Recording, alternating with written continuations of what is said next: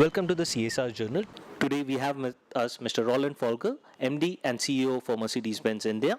So welcome to the show. Thank you. So we would like to start with what is the focus for Mercedes-Benz on the CSR programs in India? We have been trying very much to basically spend these budgets in the most appropriate way here in Maharashtra as well, where we basically, on the one hand, we're focusing on education, our programs that we do to basically use local talents and train them on advanced mechatronics, our cooperations that we do with the Don Bosco School. These things actually are supposed to help youngsters getting a qualifications and the skills set to basically promote themselves in life.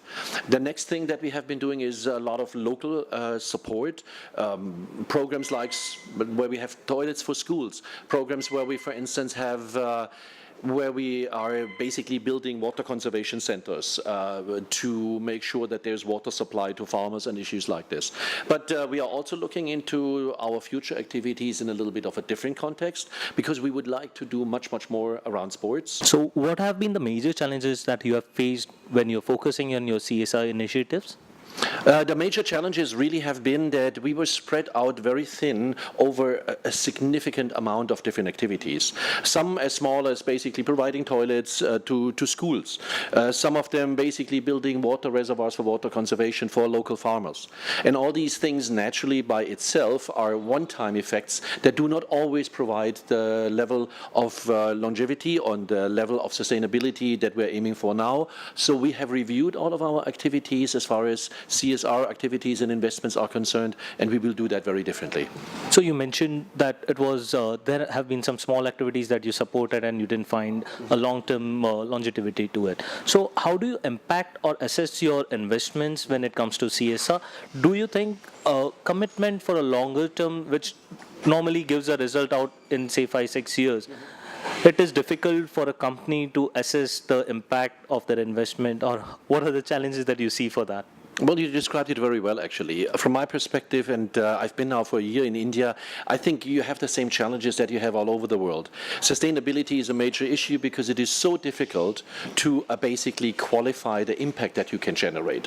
So even if you approach this issue from a perspective of trying to measure it, that becomes very difficult, and therefore we are always falling back on qualitative targets that we're setting ourselves. So for instance, if we work together with an NGO together, we would like to define with them what is the measurable impact of this and how can we deal with this issue, especially if we look at it long term.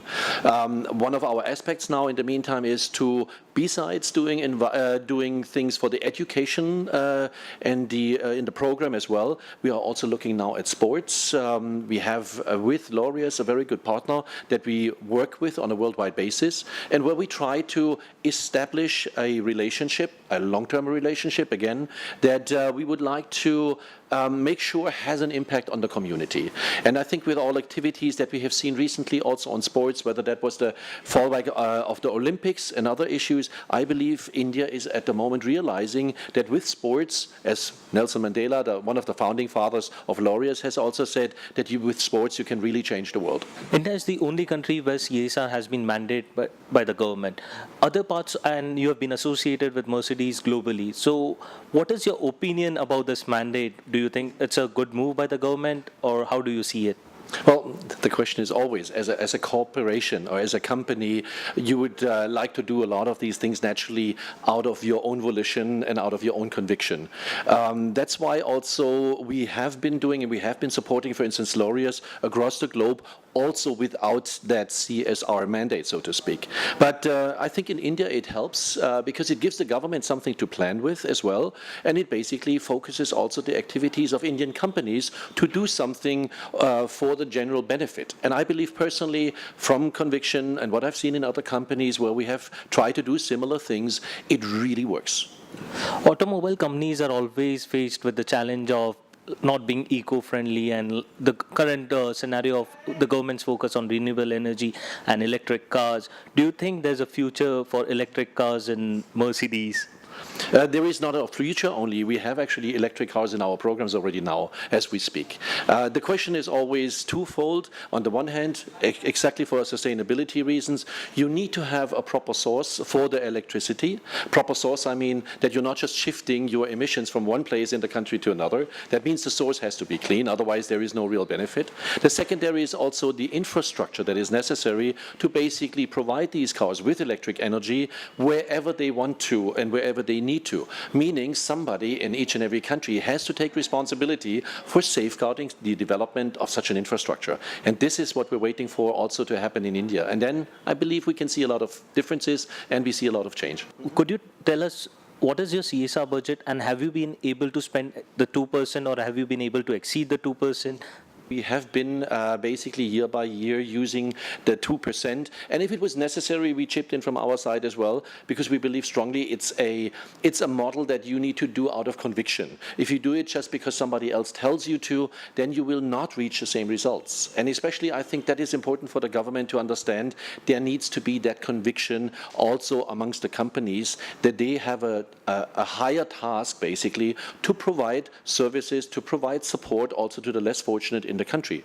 I believe that we should not only report that we're spending money. It would be interesting for the government maybe to also encourage us to go into a certain direction. Case in point is we have taken a hint also from the present government by putting a lot more of our activities in the future also into sports. And I'm not talking about only basically offering cars to Olympic winners, but basically our conviction is in a different sense that we need to do the groundwork. We need to provide the potential athletes of the future today with the support that is necessary in order to give them even a chance to consider this. Yeah. So this is where I believe we're different. I think this is where we can make an impact. This is where we can change things. And I believe that other companies would think in a similar way. Mercedes has been involved with social activities prior to the government's bringing down the mandate of CSR. So what has the mandate of CSR brought in a difference for your budgeting process? Well, it does, because it gives you focus. It gives you a target that you can work for. It actually also makes it easy for me to explain to Germany why we're spending this money on this budget. So it's all a budgeting need. It's all a question of how you authorize this. And for India, it's for us, it's non-discussable. The only thing that we can basically put on top from our perspective is something that we can generate beyond that. So we're also looking at a moment at programs, how we can integrate our dealers, for instance, stronger, hypothetically even our customers stronger into this overall setup. So the 2% is not the limit, the 2% is the target, and everything else that we want to do goes beyond that. So could you tell us in one line, what does CSR mean to you? For me personally, it means giving back to society. So it was nice speaking to you. Thank you on behalf of CSR Journal.